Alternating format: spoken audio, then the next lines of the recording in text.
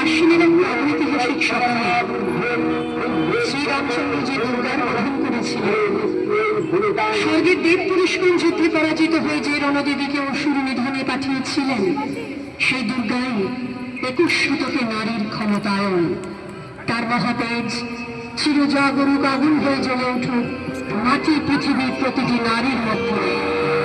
হে মহামানবী, তোমাকে সালাম।